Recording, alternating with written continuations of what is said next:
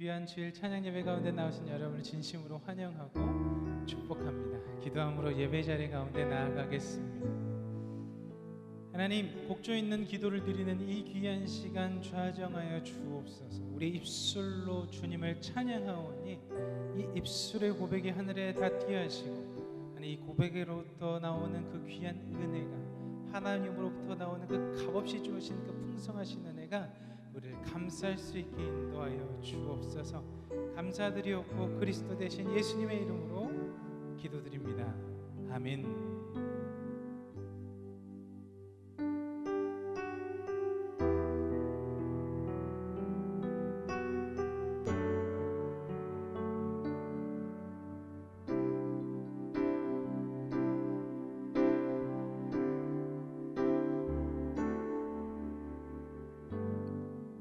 하늘의 문을 여소서,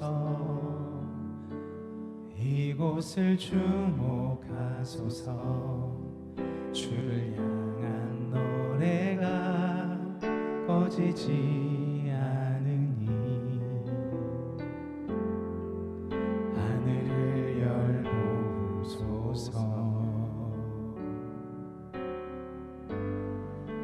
이곳에 임재하소서. 주님을 기다립니다. 기도의 향기가 하늘에 닿으니, 주여 임재하여 주소서.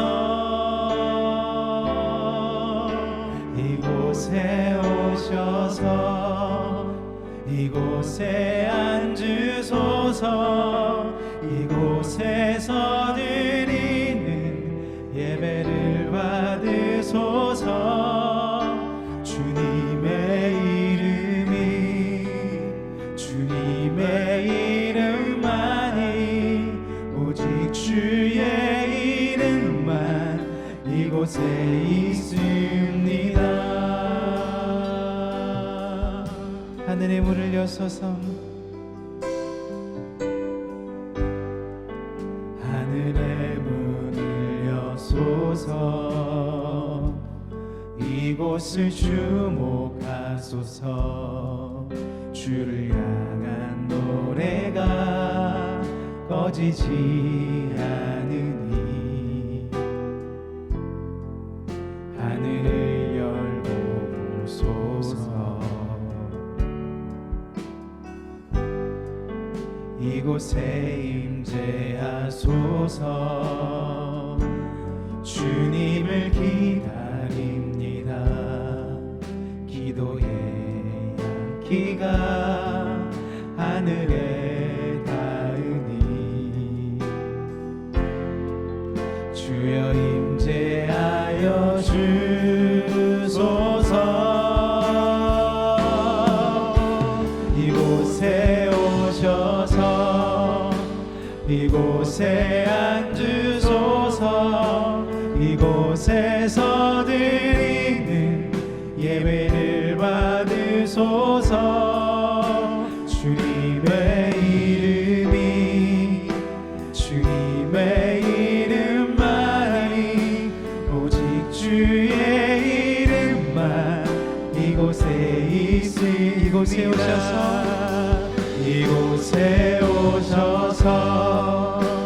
이곳에 앉으소서. 이곳에서 드리는 예배를 받으소서. 주님의 이름만이, 오직 주의 이름만 이곳에 있습니다.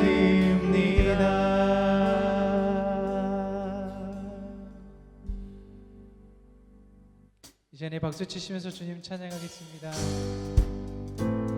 이곳에 임재하시고 우리 마음 가운데 임하신 주님, 참으로 감사드립니다. 주님과 동행하며 기쁨으로 살겠습니다.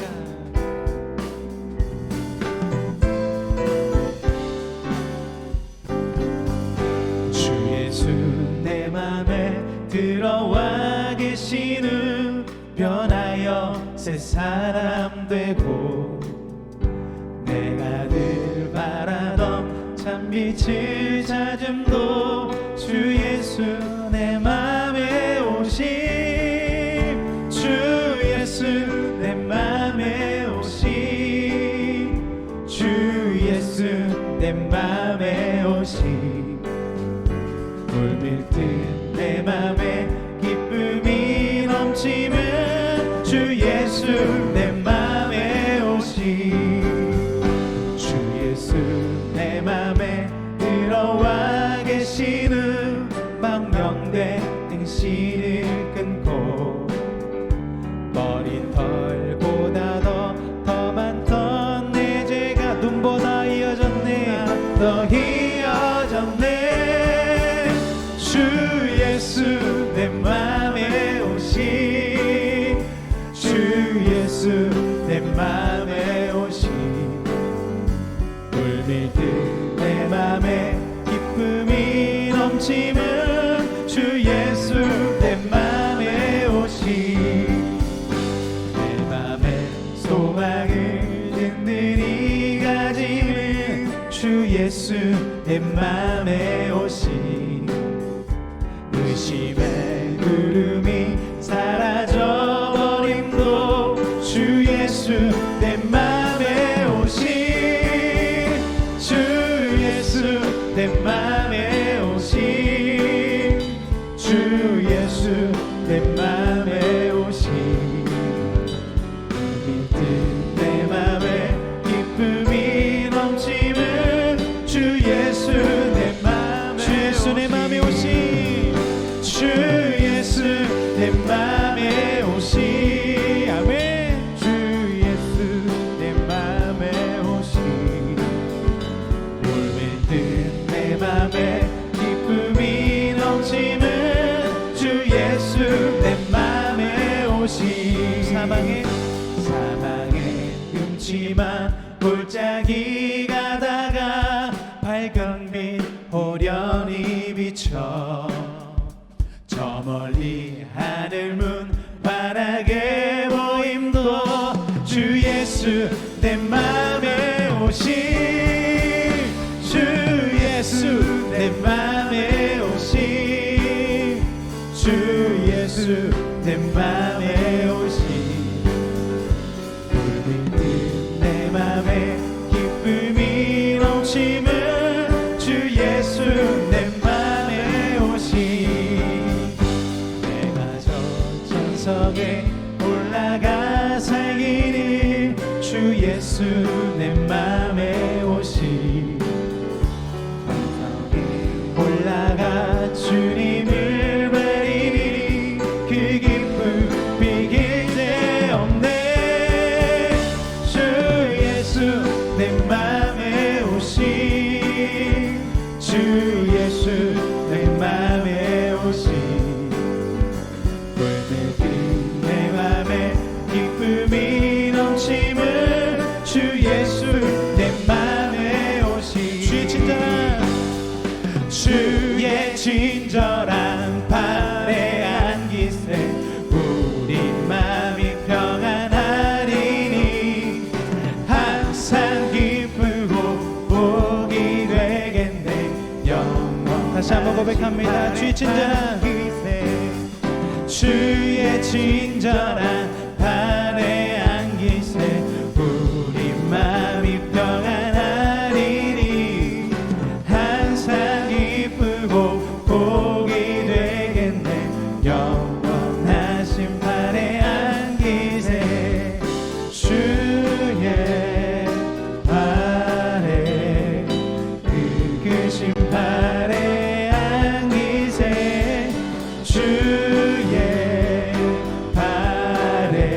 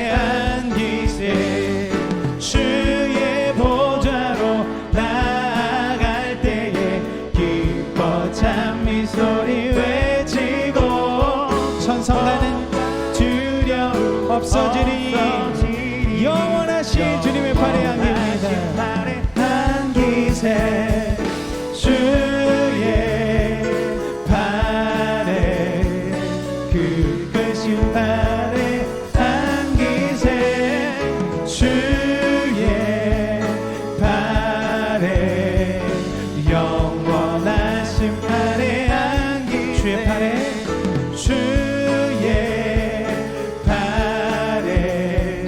그 크신 팔에 안기세 주의 팔에 영원하신 팔에 안기세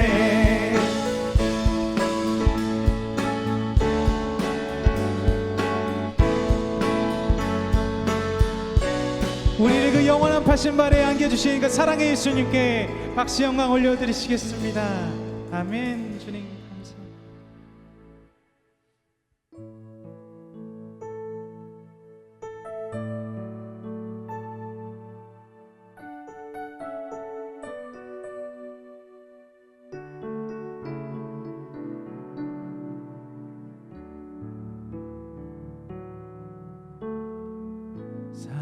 사랑하는 나의 아버지 이름 높여드리니라 주의 나라 찬양 속에 임하시니 능력에 주께 찬송하는 전능하신 하나님 찬양 언제나 동일하신 주 전능하신 하나님 찬양 영원히 다스리네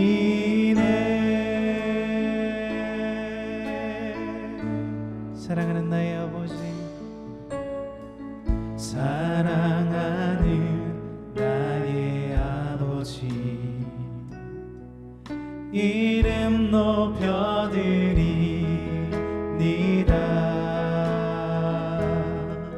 주의 나라 찬양 속에 임하시니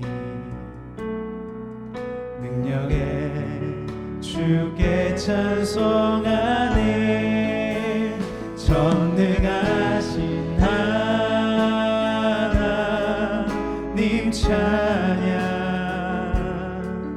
언제나 동일하신 주 전능하신 하나님 찬양 영원히 다스리네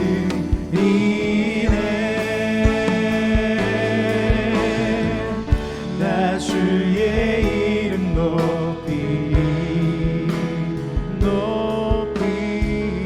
나 주의 이름 높이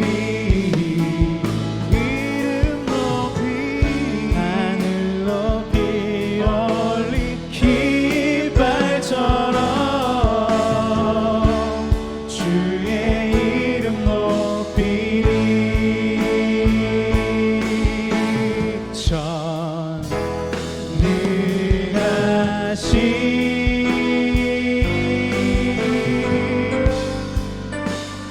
온 땅이여 주님께 외쳐라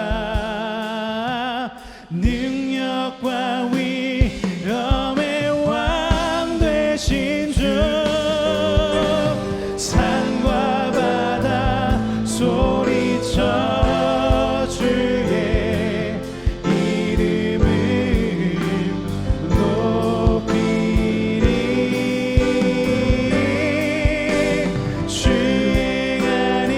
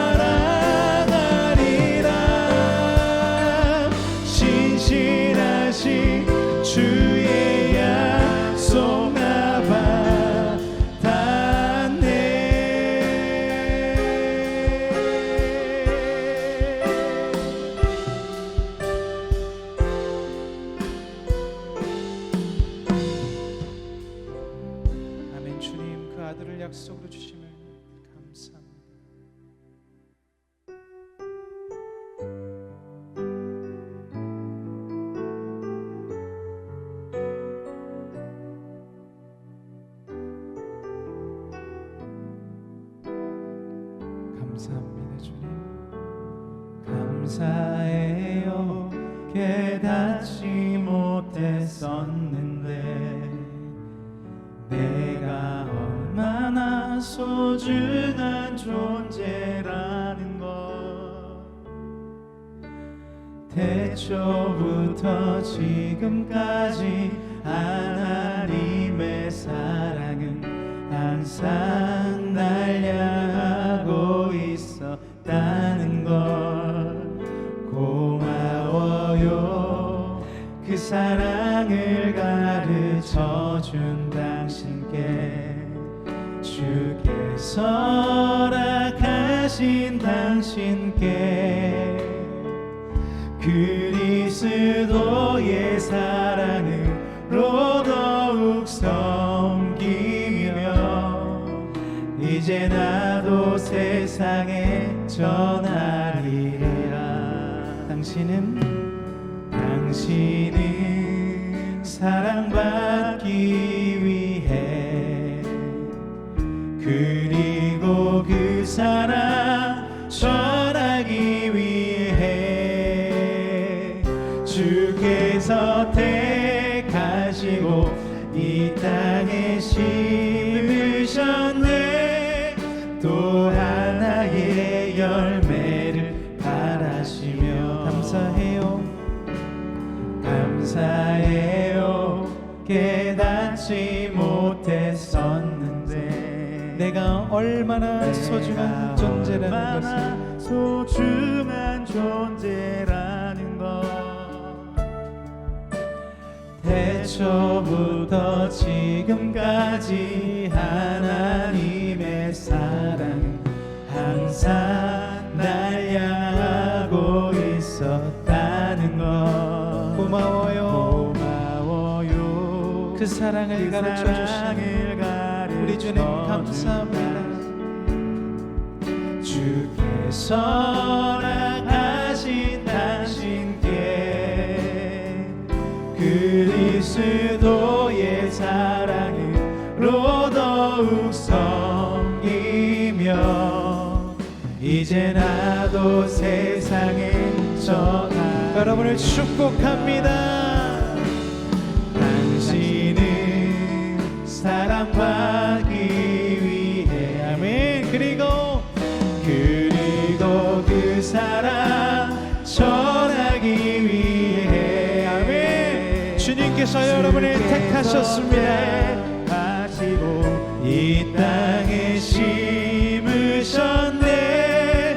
또 하나의 다시 한번 축복하며 고백합니다. 당신은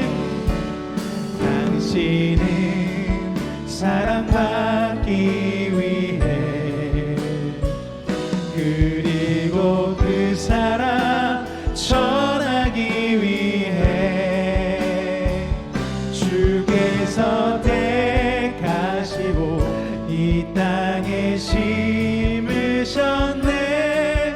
또 하나의 열매를 바라시며 주께서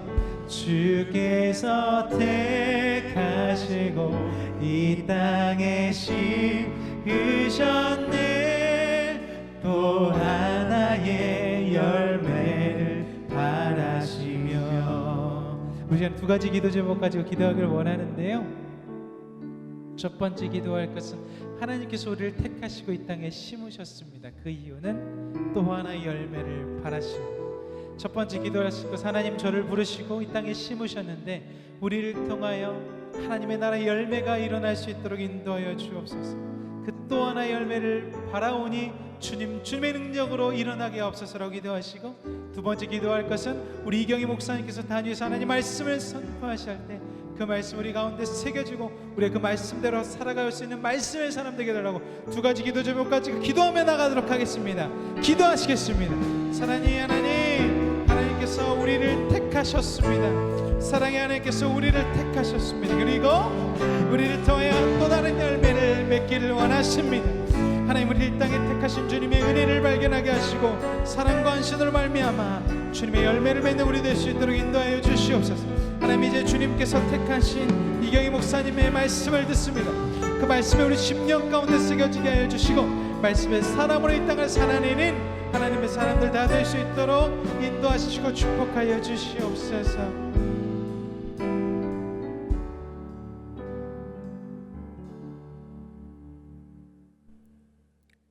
왕이신 나의 하나님이여, 내가 주를 높이고 영원히 주의 이름을 송축하리이다.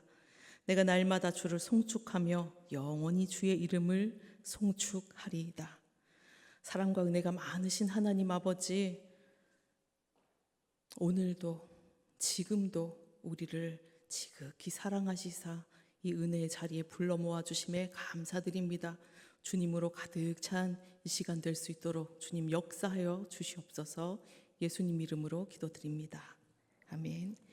이 시간 우리에게 주신 하나님의 말씀은 요한복음 2장 6절에서 7절 말씀입니다.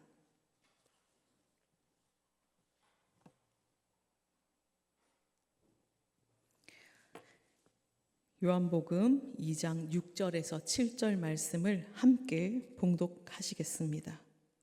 거기에 유대인의 정결 예식을 두세 통 드는 돌 항아리 6이 놓였는지라.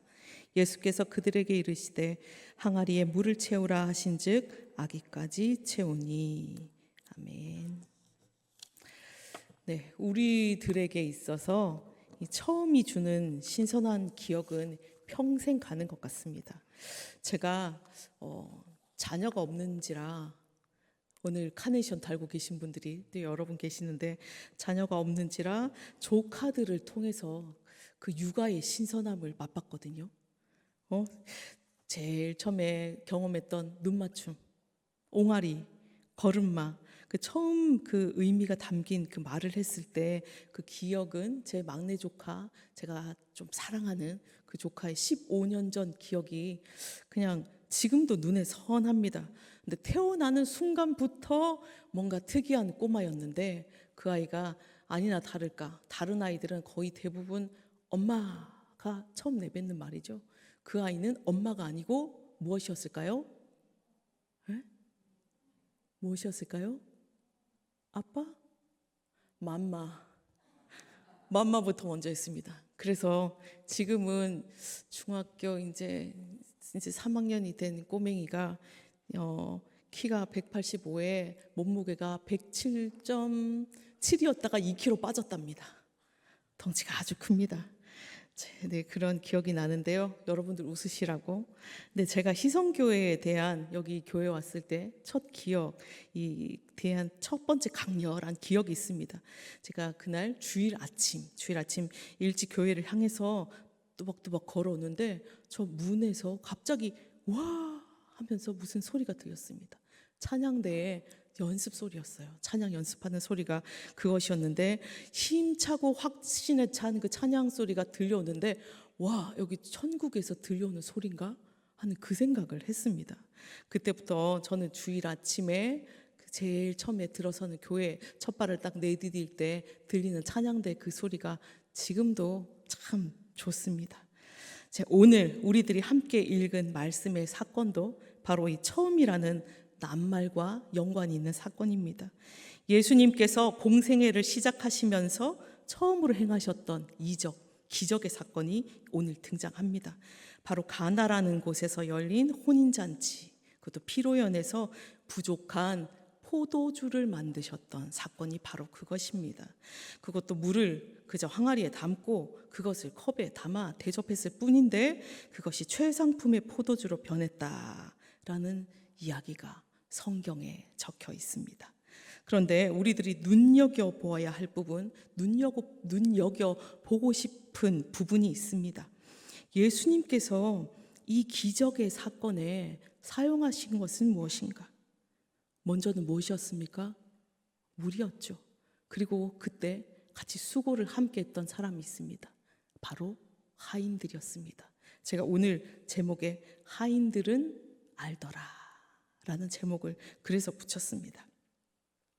네, 예수님께서 사용하신 이 물은, 말씀의 이 물이 정결 예식을 따라 마련된 것이다 라고 말하고 있습니다. 근데 유대인들은 특별히 씻는 일, 또 세정식을 좀 중요시했습니다.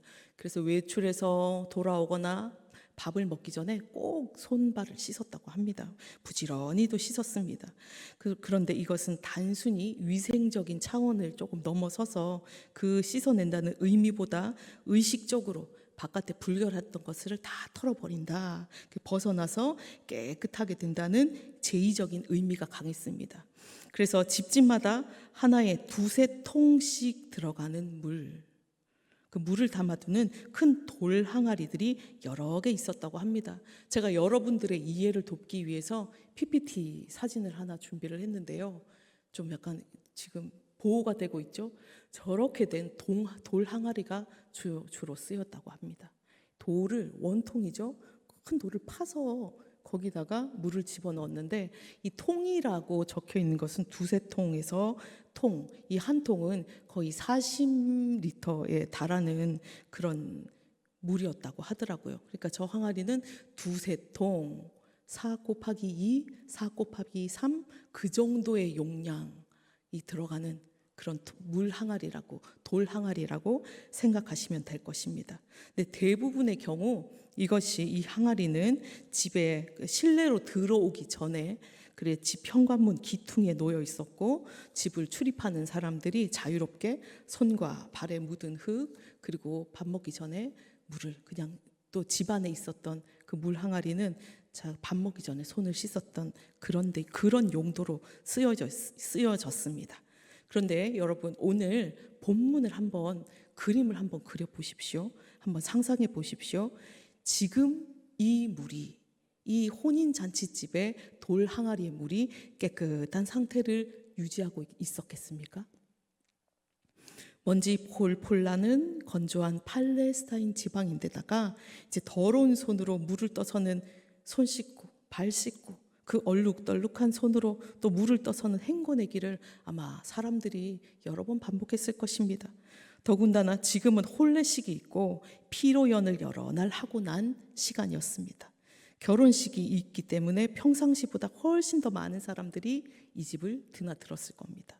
제법 오염된 물이 항아리를 채우고 있지 않았을까요? 풀잎이라도 둥둥 몇 개 떠 있었을 것이라는 그런 상상이 쉽게 됩니다. 근데 아직 사람의 손을 타지 않은 물일지라도 마실 음용수가 아니었기에 현관 그 언저리에 방치되어 있었을 것입니다.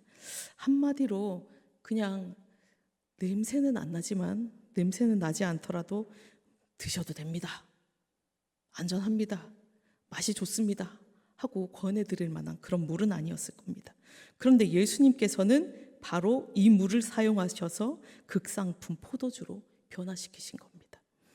도무지 쓸 곳이라고는 더러움을 씻어내는 일, 그 일을 하고는 그냥 흙 속에 스며서 흔적도 없어지고 말하지 않은 그 물을 주님께서 보셨고, 주님의 능력으로 바닥에 버려질 물을 사람들에게 행복을 전하고 생명을 이어갈 포도주로 만들어 쓰신 것입니다. 근데 여기까지 말씀을 읽는데 이 항아리에 담긴 물에 제가 그냥 제 모습이 투영돼서 보이더라고요. 여러분, 고백합니다. 사실 제 모습이 이런 모습입니다. 그냥 죄인 중에서도 괴수인 저를 주님께서 선택하셔서 목사로 만들어 주시고, 지금 이 자리까지 이끌어 주시고 또 세워 주셨습니다. 제 스스로는 선한 것을 낼 수 없는 존재, 흉악과 음란과 거짓으로 가득하고 미움과 시기, 질투, 이기심으로 도무지 나 아닌 그 어떤 것도 사랑하기는커녕 다른 사람들 목소리에 귀 기울이지도 못하는, 용납하지도 없는 그 저를 하나님을 사랑하는 존재로 세우시고, 주님께서 사랑하신다는 그 이유 하나만으로 나를 또 주님을 사랑하지 않으면, 내가 주님을 사랑하지 않으면 견딜 수 없는 존재로 만드셔서 다른 이들을 사랑하고 그들을 위해서 기도할 수 있는 그러한 사람으로 변화시켜 주셨습니다. 내 안에 죄의 모든 찌꺼기들은 예수 그리스도의 보혈로 걸러내시고 생명의 포도주, 생명의 말씀을 흘려보낼 수 있는 특별한 축복의 통로로 쓰고 계신 것입니다. 주님의 이 부르심 앞에 감사와 감격으로 설 수밖에 없는 그런 존재입니다. 수없이 넘어지고 눈물 흘리고 상처 입고 주님을 원망하면서도 또 죄를 짓지만 또다시 일어날 수밖에 없는 이유가 제게는 있습니다. 바로 주님 때문입니다. 근데 사단은 시시때때로 우리를 참소합니다. 너 같은 존재가 어떻게 하나님의 자녀냐?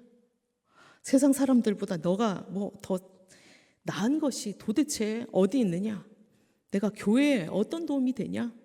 내가 목사로 성도로 하나님 앞에 너 떳떳하냐? 이 물음들 중 어느 하나에도 예수님처럼 당당하게 답할 수 없습니다. 그렇지만 이 사실은 알고 있습니다.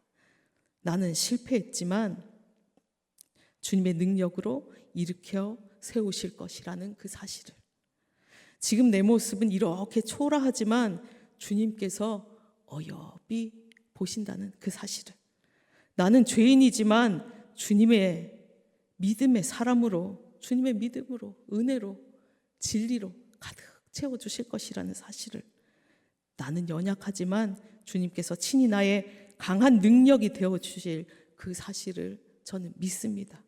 주님께서 반드시 그렇게 해주실 겁니다. 여러분들에게도 또 묻고 싶습니다. 여러분들은 누구 덕분에 이 자리에 서 계십니까? 그리고 누구 때문에 이 자리에서 예배 드리고 계십니까? 여러분들의 입술에서 우리는 주님 때문에 이 자리에 서 있습니다. 이런 고백이 흘러나오게 되기를 바랍니다. 우리 함께 고백해 보실까요? 옆에 계신 분들 좀 쳐다보시면서 한번 고백합시다. 오직 주님 때문에, 주님 덕분에 내가 이 자리에 있습니다.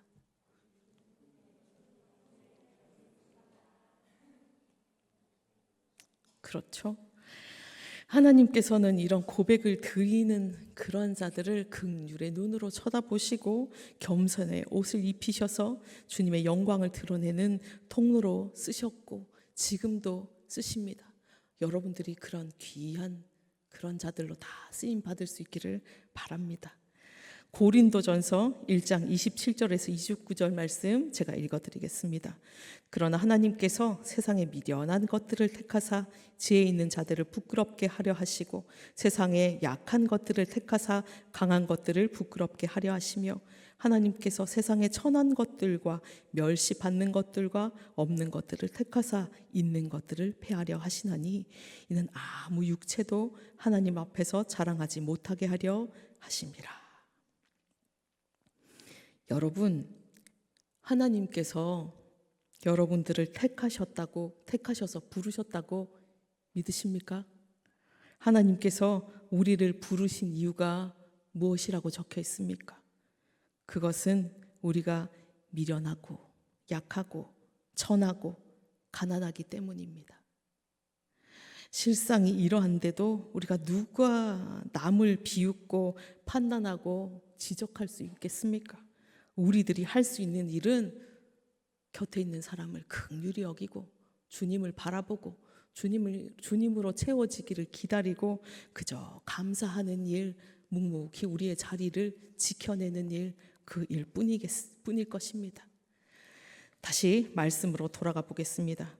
가나 혼인잔치에는 하객들이 참 많았던 것 같습니다. 당시 팔레스타인 지방 결혼 그 피로연은 1주나 2주에 걸쳐서 열립니다.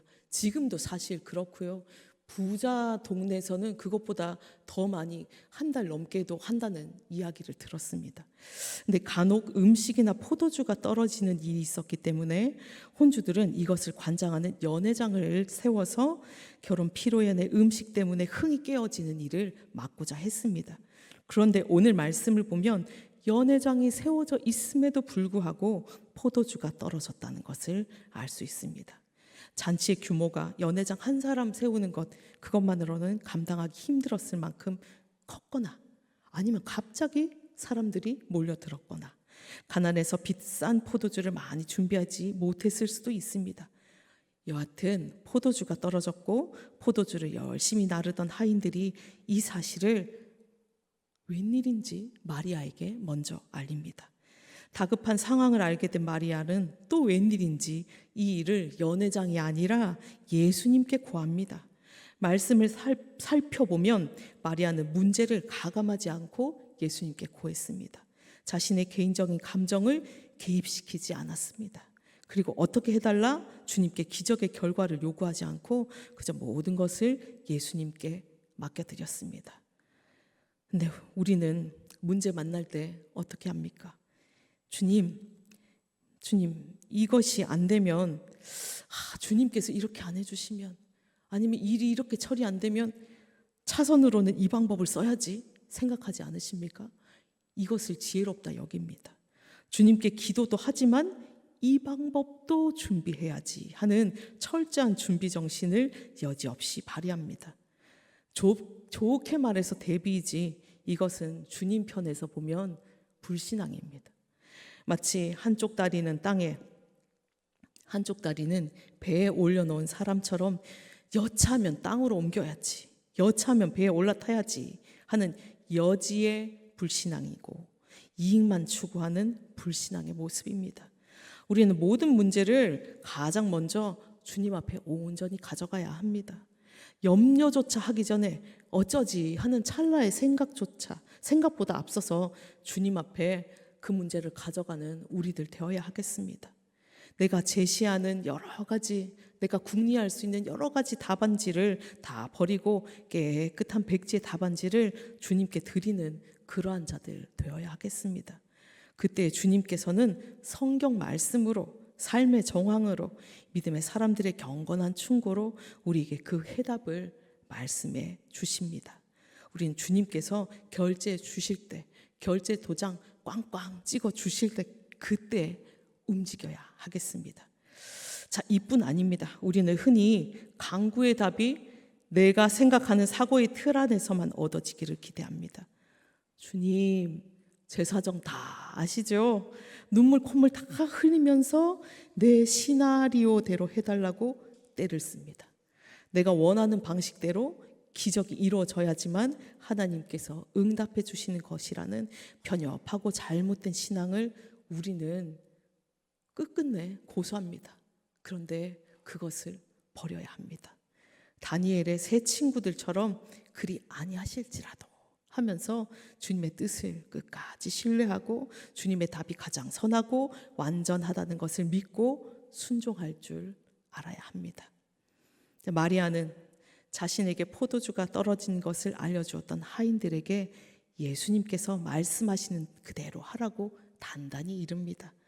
이 말씀에는 주님께서 하라고 하시는 모든 지시를, 네 생각을 벗어난 그 모든 지시를 따를 뿐 아니라 그리 아니하셔서 말씀이 없으시더라도 그 상황조차도 순종하라는 뜻이 담겨져 있었습니다. 요한복음 2장 5절에서 7절 말씀 다시 읽어드리겠습니다. 그의 어머니가 하인들에게 이르되 너희에게 무슨 말씀을 하시든지 그대로 하라 하니라. 거기에 유대인의 정결 예식을 따라 두세 통 드는 돌 항아리 6이 놓였는지라. 예수께서 그들에게 이르시되 항아리에 물을 채우라 하신지. 이런 단순한 명령의 말씀, 쉽게 읽을 수 있는 만큼 쉽게 순종할 수 있는 것처럼 보이는 말씀입니다. 여러분들께서는 이 말씀처럼 예수님께서 나에게 이렇게 해라 하면 내 생각은 다른데 그대로 순종하며 실천해 나가실 수 있겠습니까? 전혀 상식적이지도 않고 그것을 따르면 내 쪽에서 많은 희생이 뻔히 예상되는 그런 명령의 말입니다. 하인이 바로 그런 자리에 서 있었습니다. 터무니없는 예수님의 말씀을 따랐다가는 자신은 그냥 그 자리에서 잘릴 수도 아니면 혼이 날 수도 있었습니다. 그보다 먹지 못할 것들을 손님에게 대접했다고 안 가져도 될 그 책임을 같이 지고 안 줘도 될 책임을 같이 지고 모진 체벌을 당했을지도 모릅니다. 그러나 포도주가 떨어졌다고 하면 주인과 연회장에게만 그 책임이 전가될 것입니다. 괜히 나섰다가 상황이 악화일로에 놓일지도 모릅니다. 그런데 그들은 예수님의 말씀에 놀라지도 반항하지도 않고 그대로 따랐습니다. 여러분들에게도 주님께서 하인들에게 요구하셨던 것처럼 이러한 순종을 요구하실 때가 있으실 겁니다. 그것이 어떤 이에게는 돈이 될 수도 있고, 또 어떤 이에게는 자녀, 명예, 시간, 건강, 노력, 자존심, 용서, 그것을 요구하실 것입니다. 이것들을 하나님께서 요구하실 때 우리는 주님께 얼마나 드렸습니까? 지금까지 살면서 하나님께서 요구하셨던 그 어떤 것도 100%다 드렸던 적이 없는 것 같습니다. 도리어 주님을 이용해서 돈이며 명예며 세상의 온갖 좋은 것들을 구하려 들었습니다. 주님 믿는다 하면서 궁색하게 살면 주님 영광 가리는 것 아니겠습니까? 그렇게 기도했습니다. 그래 놓고는 재물을 부어주시는 주님께 먼저 드리는 것보다 좀 더 하면서 내 것 채우는 일에 급급한 것이 우리들의 부끄러운 모습입니다. 우리 헌신과 봉사는 또 어떻습니까? 아버지의 뜻보다 내가 근사해 보이는데, 아니면 내 마음에 오는 그 만족, 다른 이들이 건네는 칭찬 때문에 우리는 그 자리를 지키는 것, 그럴 때 많이 없으셨습니까? 다른 이들에게 내가 헌신하고 봉사하는 것을 자랑하고, 심지어 그렇게 하지 못하는 사람들을 판단하는 자리에 서지 않으셨습니까? 내가 교회 안에서 맡게 된 모든 사역을 통해서 칭찬 드리러 하는 자는 아닌가? 목사님의 설교 방향은 나를 포함한 우리 모두여야 하는데, 어떤 부분은 그 말씀으로 다른 사람들을 지적하는 바리새인과 같은 영적으로 교만한 자, 그 자리에 우리는 서 있지 않았습니까? 내가 알기 때문에 하고 있고 살아내고 있다는 착각에 빠져 있는 것은 아닌가? 내가 하고 있는 순종이 겉모습만 포장된 주님을 이용하는 모습은 아닌가 하고 말입니다. 여러분, 우리 이 모든 것 다 주님께 드립시다. 주님께서 요구하시는 것이 그 무엇이 되었든, 용서의 마음이든 사랑이든 욕심이든 돈이든 명예든 시간이든 노력이든 생각이든, 아니 심지어 생명이든 그것을 드립시다. 기쁘게 드립시다. 이것은 100%를 드렸을 때, 주님께 다 드리는 그 순종이 아구까지 찼을 때 주님은 능력에 손을 들어 일하기 시작하십니다. 2장 7절 말씀입니다. 함께 2장 7절 말씀 읽겠습니다. 예수께서 그들에게 이르시되 항아리에 물을 채우라 하신즉 아기까지 채우니. 예수님은 물들이 항아리에 아구까지 꽉 찰 때까지 기다리셨습니다. 그리고는 하인들에게 그것을 연회장에게 가져다 주라 하십니다. 하인들은 그 꺼려지는 일을, 그 결과를 확신할 수 없는 일을 묵묵히 해냅니다. 그들에게 믿음이 있었는지 없었는지, 어떤 마음으로 그 일을 했는지에 대해서는 성경은 침묵으로 일관하고 있습니다. 그러나 이 일의 결과를 통해 하인들이 자신의 의무를 온전히 행했음을 우리는 알 수 있습니다. 요한복음 2장 11절 말씀입니다. 예수께서 이 표적을 갈릴리 가나에서 행하여 그의 영광을 나타내심에 제자들이 그를 믿으니라. 주님께서 행하신 이 첫 표적은 그리스도의 사랑과 전능자의 영광을 충분히 드러내는 것이 되었습니다. 또한 이 표적은 제자들로 하여금 스승에 대해서 깊은 신뢰감과 존경심을 갖게 만들었습니다. 우리들의 모든 자리도, 우리들의 충성도, 봉사도, 내어드림도, 순종도 그 결과가 바로 이것이어야 됩니다. 주님이 드러나는 일. 자, 이런 이야기가 있습니다. 멋있어 보이는 남편을 둔 아내에게 저런 훌륭한 남편을 두셔서 참 좋으시겠습니다 하면 부인이 이렇게 답한답니다. 답을 거의 다 아시죠? 살아보고 말씀하세요. 자, 반대로 멋진 아내를 둔 남편에게 저렇게 아름답고 현명한 아내를 두셔서 참 좋으시겠습니다 하면 또 살아보고 말씀하세요 한답니다. 여러분, 근데 저는 이 말씀 들으면서 영적인 세계도 이와 별반 다르지 않다고 생각됩니다. 말씀 속 하인들처럼 말씀대로 살아보았을 때 우린 진짜 하나님을 알 수 있습니다. 절대로 실망할 수 없는 하나님, 절대로 떠날 수 없는 하나님, 결단코 경배를 드리지 않고는 견딜 수 없는 그분의 존재를 만날 수 있습니다. 그리고 우리는 말씀 속 하인들처럼 말씀대로 그렇게 행함으로 내 것 내어드리고 목숨까지 걸고 주님을 그렇게 알아야 됩니다. 2장 9절 말씀 제가 읽어드리겠습니다. 연회장은 물로 된 포도주를 맛보고도 어디서 났는지 알지 못하되 물 떠온 하인들은 알더라. 여러분, 살짝 맛본 것만으로 알 수 없습니다. 그것을 행해 봤을 때, 말씀을 살아봤을 때 알 수 있습니다. 남편이 아내를 알듯이, 아내가 남편을 알듯이 알 수 있습니다. 말씀을 읽는 것만으로, 말씀은 아는 것만으로 주님을 알 수 없습니다. 이렇게 사는 것을 신앙생활이라 할 수 없습니다. 말씀이 우리들에게 하시고 있는 그 명령대로 살아내는 것, 그것이 신앙생활입니다. 여러분, 오늘 예배 시간에 찬양과 기도와 말씀 시간에 주님께서 여러분들에게 뭐라고 말씀하셨습니까? 그만큼 너 사랑하면 되겠니? 충분하냐? 물어보지 않으셨습니까? 그건 나를 위해서 포기해다오, 부탁이다 하고 말씀하지 않으셨습니까? 내 자리에 왜 너의 욕심이 자리하고 있니? 너 욕심이 왜 이렇게 그 심령에 가득하니? 하고 꾸짖는 소리 듣지 못하셨습니까? 지난 주간 새벽 기도에 그 담임 목사님께서 갈라디아서 말씀을 계속 해주셨습니다. 그 말씀 중에 제가 도전받고 은혜 받았던 말씀이 있습니다. 부분이 있습니다. 그것은 당신의 신앙을 삶으로 증명하라는 토막의 말씀, 그것이었습니다.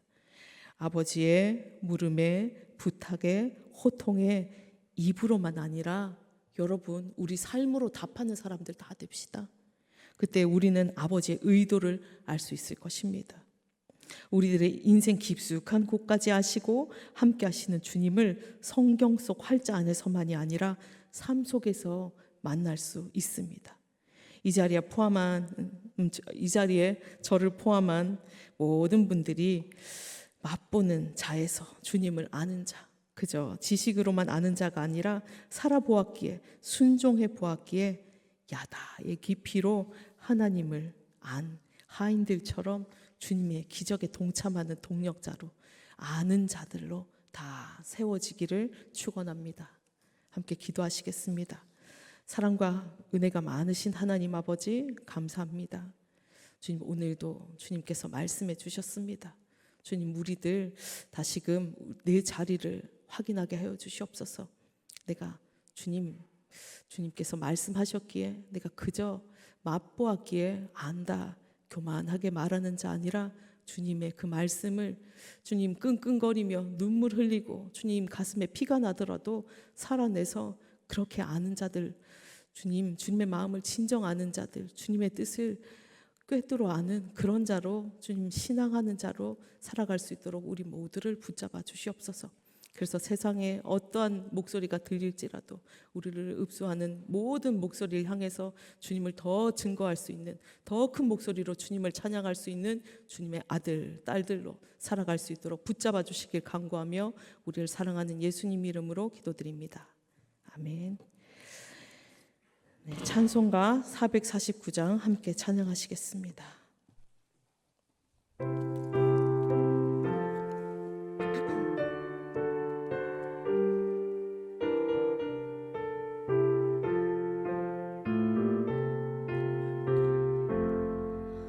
예수 따라가며 복음 순종하면 우리 행갈 길 환하겠네.